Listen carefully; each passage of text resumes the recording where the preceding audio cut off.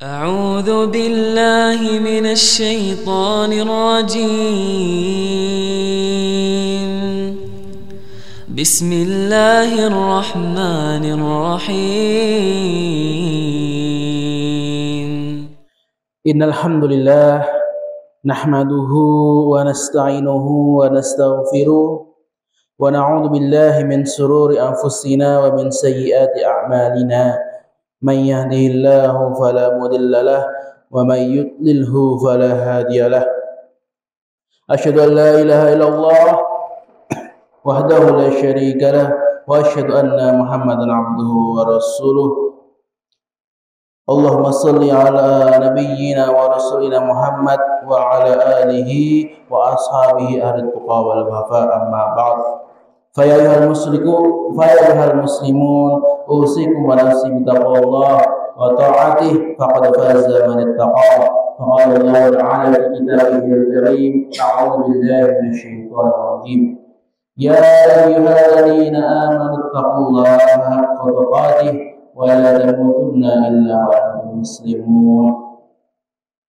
Ma'asyiral muslimin rahimani wa rahimakumullah.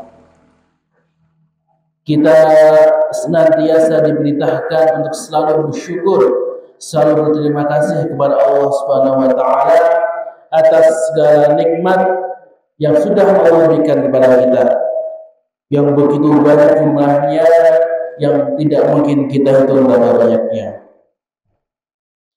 Dan dengan banyak bersyukur ini, semoga Allah membalas dan memperbanyak nikmat yang Allah turunkan kepada kita. Allah berfirman, la in syakartum la azidannakum. Maka bagi siapa yang bersyukur, maka aku akan sungguh menambah nikmat bagi kalian. Dan syukur ini bisa kita buktikan, bisa kita lakukan dengan menambah iman kita, dengan memperbanyak amalan kita, dengan meningkatkan ketakwaan kita. Sebagaimana perintah Allah Ta'ala, wahai orang-orang yang beriman, bertakwalah kamu kepada Allah di mana saja dengan sebenar-benarnya takwa.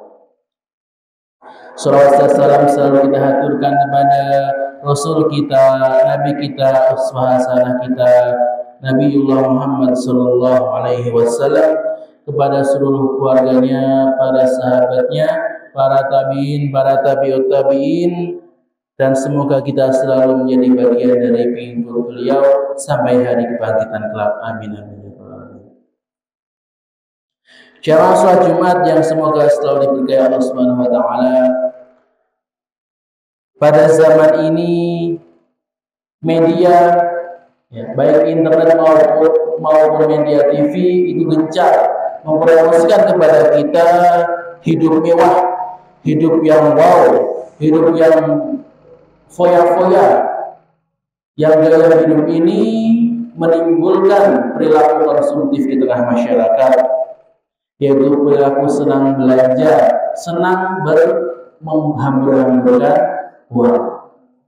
Bahkan fenomena ini tidak hanya terjadi di kota-kota besar saja, bahkan sudah masuk ke daerah pedesaan.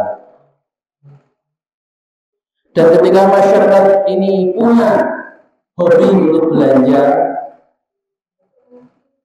maka lembaga-lembaga keuangan ini memberikan fasilitas yang sangat mudah untuk memberikan pinjaman-pinjaman, kredit-kredit bagi orang yang mau membeli. Sehingga bagi mereka, walaupun tidak punya uang, ya sudah tetap ingin membeli.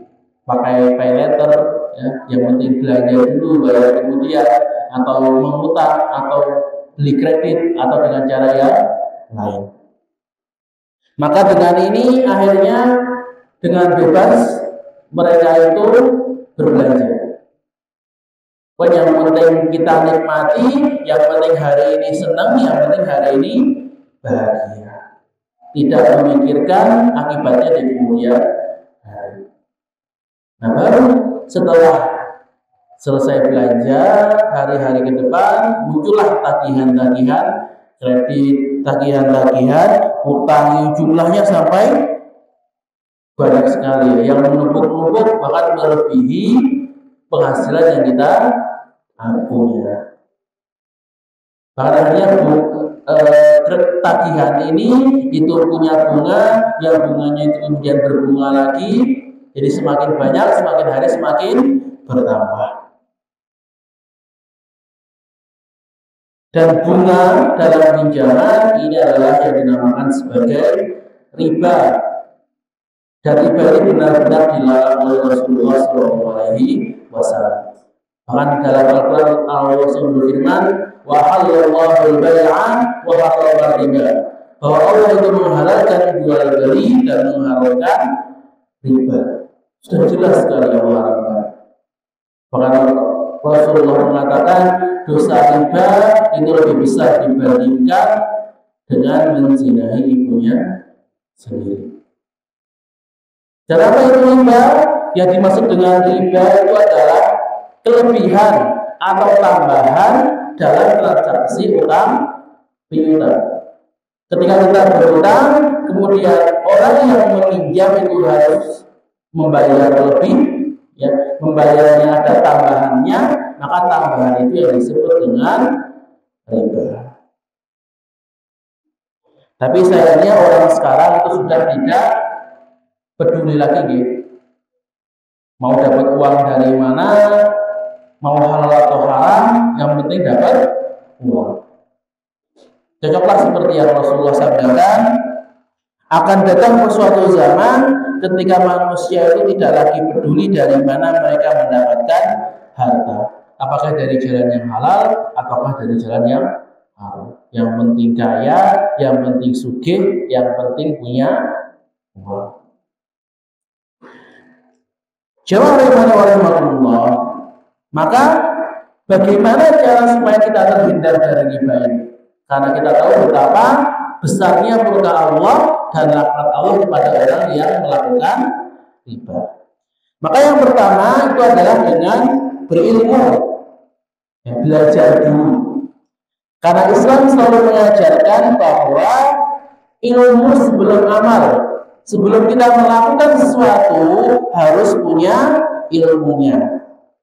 Mau sholat ada ilmunya, mau puasa ada ilmunya, bahkan mau jual beli itu ada ilmunya, mau nikah ada ilmunya, mau mendidik anak ada ilmunya, semua itu ada ilmunya. Maka sebelum melakukan sesuatu harus punya bekal dulu. Kenapa kalau tidak punya ilmu? Maka orang yang tidak punya ilmu akan sesat di jalan. Akhirnya dia akan melakukan sesuatu sesuai dengan keinginan hawa nafsunya, sesuai dengan apa yang dia pikirkan, tanpa ada landasan ilmu, landasan dalil, akhirnya malah menghasilkan hasil yang salah, hasil yang jelek. Al-Bin Abi Thalib mengatakan, barang siapa yang berdagang yang belum memahami ilmu agama, maka dia pasti akan terjerumus ke dalam riba. Apalagi zaman sekarang di mana riba itu sudah benar-benar masuk, ya, benar-benar sudah menyatu dengan kehidupan kita. Kalau kita tidak hati-hati, kita tidak paham mana yang masuk riba, mana yang bukan riba, maka mudah sekali bagi kita untuk terjerumus ke dalam riba tersebut. Karena bagaimana kita bisa menghindari sesuatu tapi tidak tahu apa itu. Misalnya kita disuruh, jangan ke hutan, kalau ketemu harimau langsung lari.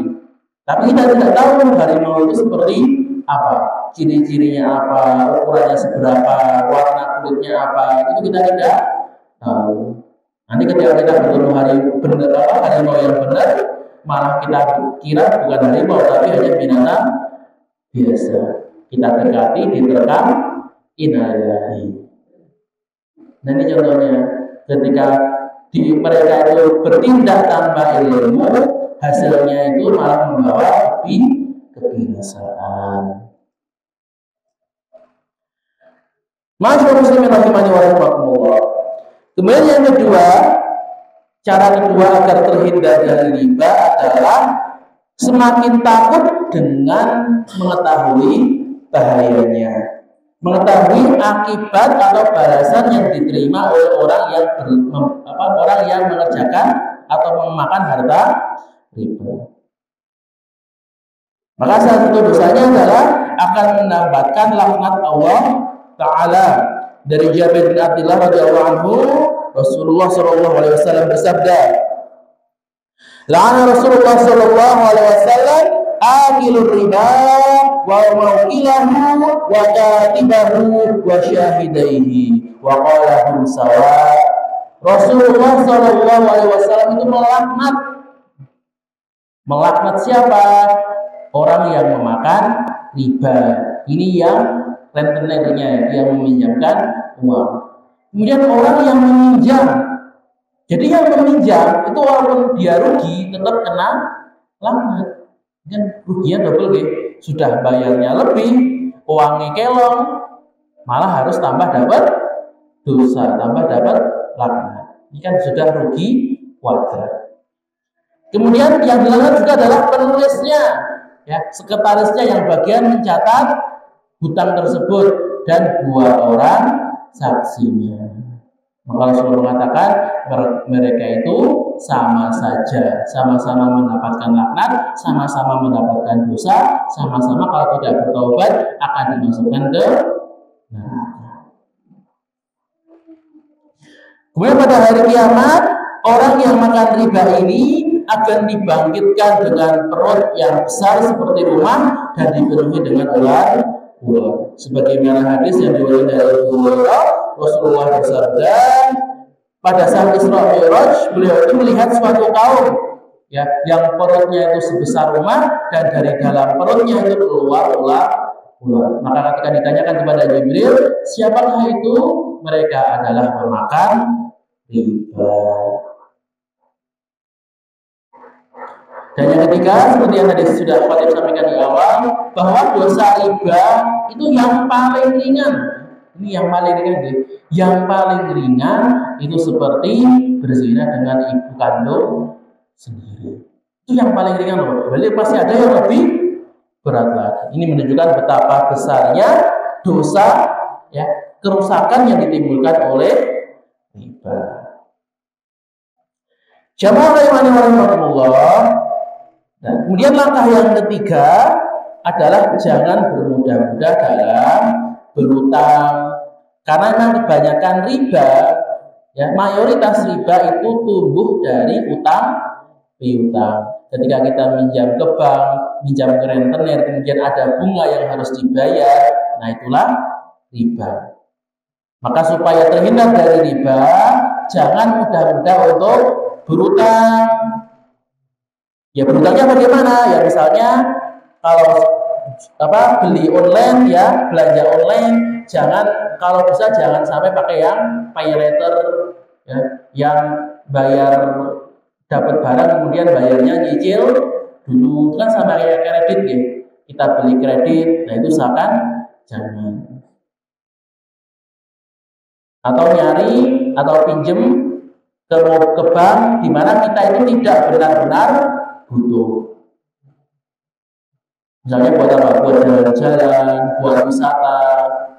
Beda kalau misalkan utangnya itu buat usaha atau buat modal sawah, nanam tanaman. Nah itu kan masih boleh, nggak apa-apa karena memang butuh. Atau buat makan. Tapi kalau cuma buat jalan-jalan tadi atau beli mobil, beli motor, beli HP yang tidak penting, maka usahakan jangan berutang. Misalkan saya mau beli, saya pengen beli HP tapi tidak punya uang, bagaimana? Ya berarti itu berarti kata Allah, kamu belum pantas untuk punya barang tersebut. Ngumpulin uang dulu, kalau sudah ada uangnya baru beli. Jangan malah banyak utang.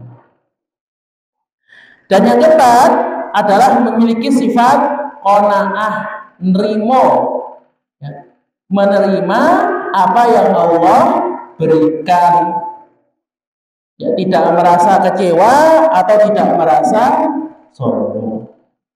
Dari Abu Hurairah radhiyallahu anhu, Nabi sallallahu alaihi wasallam bersabda, "Laisal ghina an kathratil 'ard, Yang namanya orang kaya ini bukanlah orang yang banyak hartanya.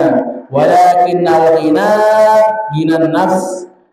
Namun orang yang kaya, yang sejati itu orang yang kaya hatinya, yaitu yang hatinya selalu merasa cukup.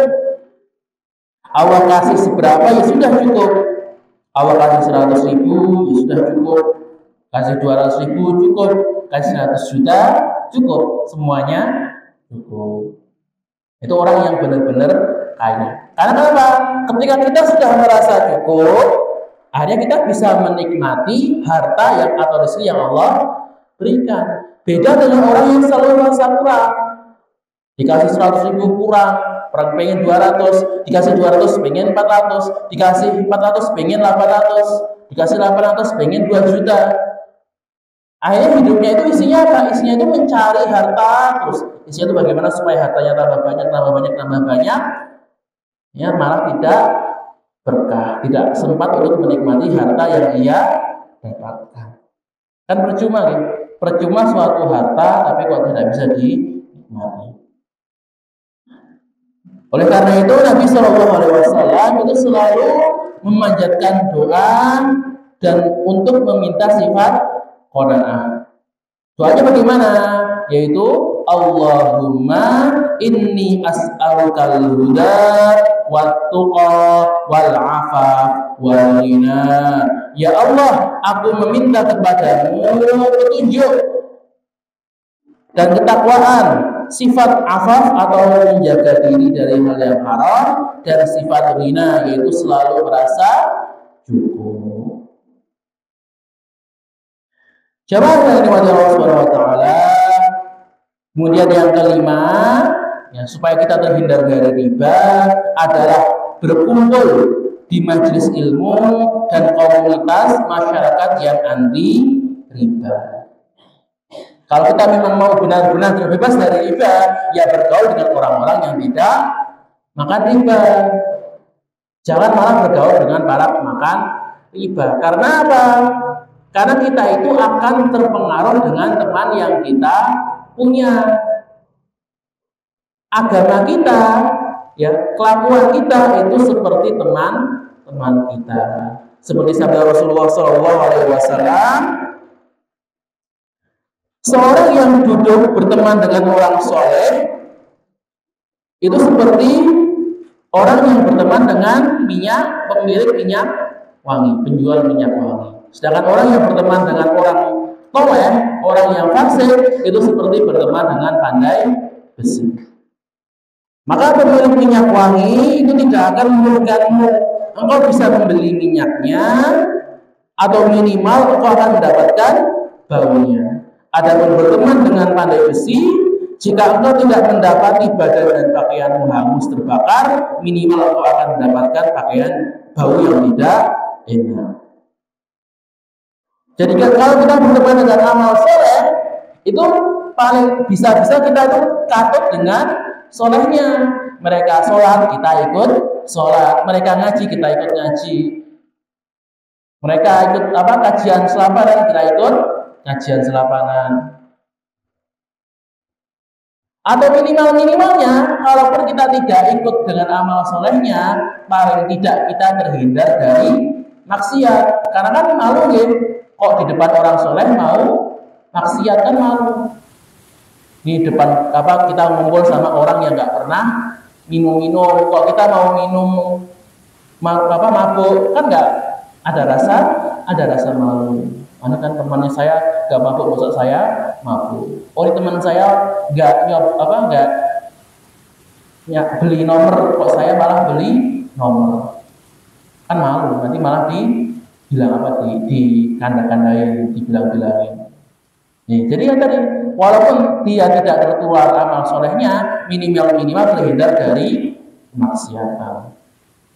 Kebalikannya juga sama. Kalau kita berteman dengan orang yang fasik, orang toleh, orang yang amalannya jelek, maka kita itu bisa saja tertular dengan kemaksiatannya. Mereka dugem, kita ikut dugem. Mereka mabuk, kita ikut mabuk.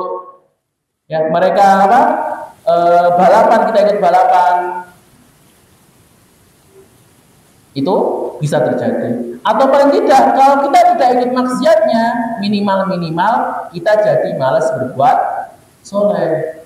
Nah gimana ini temannya kita lagi nongkrong di bundaran sama teman-teman, ini temannya tidak ada yang sholat. Nah kita mau sholat sendiri kan jadi males. Berarti teman saya nggak ada yang sholat, masuk saya sholat sendiri. Ini teman saya lagi pas bulan Ramadan, teman-temannya nggak ada yang puasa, kan nggak enak juga ya. Masuk lagi kumpul bareng, temannya pada makan, dia nggak makan sendiri, akhirnya batalin puasanya. Jadi minimal kalau dia tidak terkeluar maksiatnya, paling tidak malah dia itu terhindar atau terhalang dari berbuat baik. Inilah kenapa penting untuk memilih teman. Carilah teman, carilah sohib, kawan dekat yang bisa membawa kita kepada kebaikan. Jangan cari teman yang malah menyesatkan kita, yang malah mengajak kita ke dalam neraka. Kama syaikhul muslimin rahimani wa rahimakumullah. Maka tadi ada 5 cara untuk menghindari riba. Yang pertama, berilmu dulu, belajar dulu. Kemudian takut kepada dosa-dosa riba, tidak bermudah-mudahan dalam berutang. Yang keempat, milikilah sifat qanaah, menerima dengan apa yang Allah berikan. Dan yang terakhir, berteman dengan orang-orang yang jauh dari riba. Maka prinsip yang hendaklah kita pegang dari sekarang adalah apa? Stop pinjam, stop menambah utang. Kalau tidak terpaksa, janganlah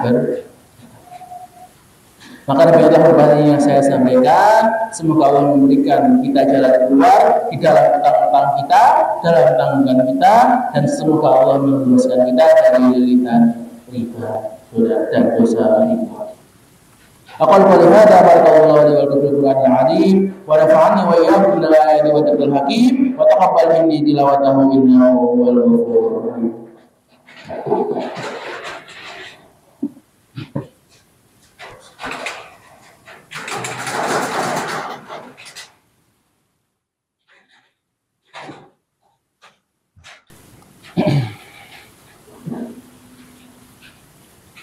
Alhamdulillah wa kafa wa usalli wa sallimu ala rasulihil mustafa wa ala alihi wa ala ashabihi al-wafa. Asyhadu an la ilaha illallah wahdahu la syarika lah wa asyhadu anna Muhammadan abduhu wa rasuluhu amma ba'd. Fa ya ayyuhal muslimun, usikum wa nafsi bi taqwallah wa alamu anna Allah amarakum bi amrin 'azim, amarakum bis-salati was-salami ala rasulihil karim. فقال الله تعالى في القرآن العظيم أعوذ بالله من الشيطان الرجيم إن الله وملائكته يصلون على النبي يا أيها الذين آمنوا صلوا عليه وسلموا تسليما اللهم صل على محمد وعلى آل محمد كما صليت على إبراهيم وعلى آل إبراهيم إنك حميد مجيد اللهم اغفر للمسلمين والمسلمات والمؤمنين والمؤمنات الأحياء منهم والأموات إنك سميع قريب مجيب الدعوات يا قاضي الحاجات اللهم انصر المستضعفين من المؤمنين والمسلمين في فلسطين وفي سوريا وفي يمن وفي مشارقها وفي مغاربها وكن لهم وليا ونصيرا ومعينا ونذيرا اللهم انصر المجاهدين في سبيلك وألف بين قلوبهم ووحد صفوفهم ووفهم لاتباع كتابك وسنة نبيك ويسر لهم أسباب النصر وفتح البيت المقدس وإقامة شريعتك اللهم أعز الإسلام والمسلمين وأذل الشرك والمشركين ودمر أعداء الدين ربنا لا تزغ قلوبنا بعد إذ هديتنا وهب لنا من لدنك رحمة إنك أنت الوهاب ربنا ظلمنا أنفسنا وإن لم تغفر لنا وترحمنا لنكونن من الخاسرين يا مقلب القلوب ثبت قلوبنا على دينك يا مقلب القلوب ثبت قلوبنا على طاعتك يا مقلب القلوب ثبت قلوبنا على سبيلك اللهم إنا نسألك الهدى والتقى والعفاف والغنى ربنا هب لنا من أزواجنا وذريتنا قرة أعين واجعلنا للمتقين إماما ربنا اغفر لنا ولإخواننا الذين سبقونا بالإيمان ولا تجعل في قلوبنا غلا للذين آمنوا ربنا إنك رؤوف رحيم ربنا اغفر لنا ذنوبنا وذنوب والدينا وارحمهما كما ربيانا صغارا ربنا آتنا في الدنيا حسنة وفي الآخرة حسنة وقنا عذاب النار والحمد لله رب العالمين عباد الله إن الله يأمركم بالعدل والإحسان وإيتاء ذي القربى وينهى عن الفحشاء والمنكر والبغي يعظكم لعلكم تذكرون فاذكروا الله العظيم يذكركم ولذكر الله أكبر أقيموا الصلاة سبحان ربك رب العزة عما يصفون وسلام على المرسلين والحمد لله رب العالمين صدق الله العظيم.